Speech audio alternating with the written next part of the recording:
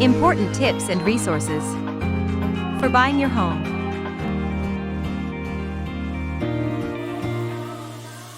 Okay, got it. Yeah. So I was just like, again, we're venturing into different kind of a thought process, right? So, Yeah.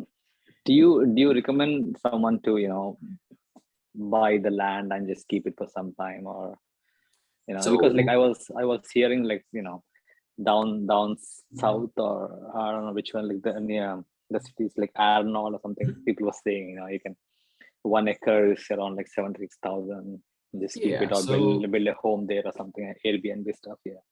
yeah, so those people call me all the time, especially around here, and I'm kind of always just like it's always the people that have $5,000 basically, and there's just nothing I can do for them, so it's very unfortunate because there's not a lot of good information on that stuff, and essentially it's very simple. The banks right now, especially with the economy being kind of all over the place, and even before COVID, absolutely will not lend you the money to build a house.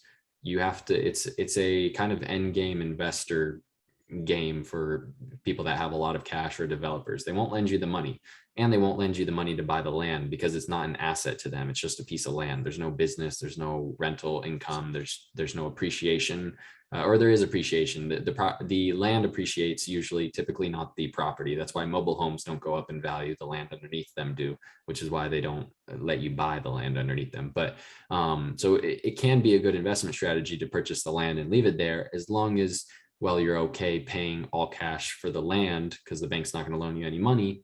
And then you would have to determine, okay, if I dropped 70 grand on that and kept it for 5 to 10 years, is it speculative investing? Is a major developer going to come through there and put gas pipes and electrical and put a street and do the $500,000 to $2 million of work it takes in order to make it an equitable, attainable property for a consumer? Or am I going to have to put 70 grand down, buy a $200,000 mobile home, or $200,000 to build a small home, or whatever it is, or 500 grand if you want to build a bigger one, because the cost of building is so expensive right now. And then I put the $200,000 into the ground to be able to build a street and clear the trees and do all that stuff. Now that I've put $1 million or 500 grand or whatever it is in cash into that, did that make me more money than just buying 2 or 3 homes, renting it out, and then letting it appreciate, 50 to 70 grand a year? And these different investment strategies, they all work, and they can all work just as well as the other one. So I'm not just saying it can be a good thing if you find the right piece, just like it could be a bad thing or a good thing depending on the house you find. It's all going to depend on that specific deal. But it's just not one of my, it wouldn't be one of my main focuses, just because of the amount of cash up front that it takes, and the building costs for the next 5 years are going to be kind of way out of what's reasonable. Okay. That's good. But, And can you just share your thoughts on the Lake Tahoe, that kind of area? yeah, so I'm not, I don't like, for also, if I don't know something, I'll say it. I'm not super big on the information specifically in the Lake Tahoe market, just because it takes to be, I mean, even if I, like I said earlier, even if I researched it a year ago, the information has to be current, otherwise it doesn't matter, especially with COVID and all the stuff going on. That being said, I still think it's a area where fundamentally, we have all of these people making money in the Bay Area, and the only vacation destination, or the only two are, or maybe three if we want to add it in, is like Santa Cruz, Monterey, LA, and Tahoe. Like, there's not really anywhere else to go. So the houses in LA are too expensive. It's not going to make sense. They might as well buy a primary residence down there if they're going to drop 2 million, 3 million to be down there.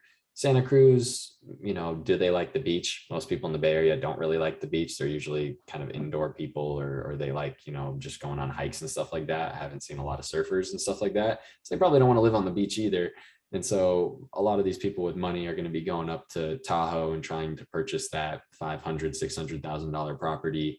And over time, as there's 100,000 people down here trying to purchase that vacation rental, it will go up. it's in the population, growth path 4 hours away. It's just that, essentially an hour or 2 hours out, we're looking 2 or 3 years into the future. The prices here are going to be the prices out here in 2 or 3 years.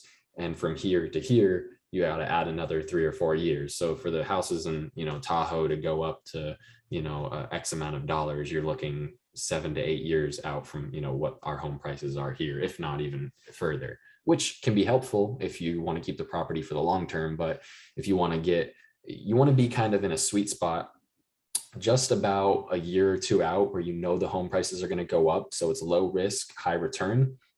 Specifically right now with the low mortgage rates, you want to purchase the property now to get the lowest rate possible.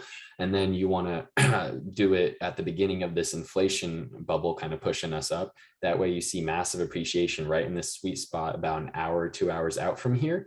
And that's going to enable you, especially if you're, 40 years old and up, to be able to go and purchase a second or third investment property before you're looking at that time where you'd want to settle down. Join our weekly webinar. Call us now at 408-763-8131 or scan the QR code.